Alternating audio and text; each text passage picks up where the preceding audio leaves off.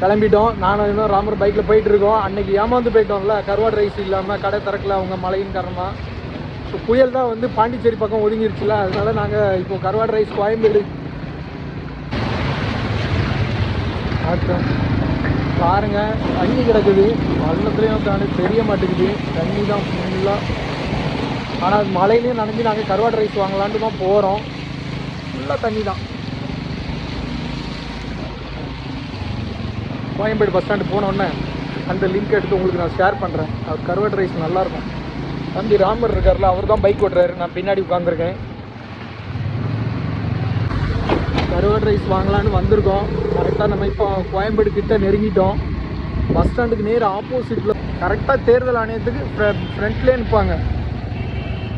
நம்ம வந்துட்டோம் கரெக்டாக. இப்போ இறங்க போகிறோம். பாருங்கள், நம்ம கருவாடு ரைஸ் வாங்க வந்தோம். நம்ம அண்ணன்ட்ட தான் கருவாடு ரைஸ் இருக்குது. இது கரெக்டாக எங்கன்னா பஸ் ஸ்டாண்டுக்கு நேர் ஆப்போசிட்டில். இது வந்து பார்த்துக்கோங்க தேர்தல் ஆணையம். தம்பி ராமரே வாடா. வீடியோவில் அவன் தான் மெயின், வேறு யார் கிடையாது. தம்பி தான் என்னை கூட்டிகிட்டு வந்தான். பஸ் ஸ்டாண்டுக்கு நேர் ஆப்போசிட்டில்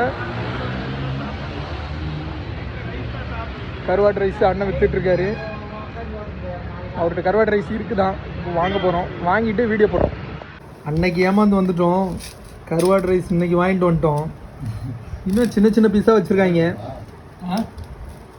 கருவாடு ரைஸ் கிடச்சிருச்சு இன்னைக்கு நமக்கு.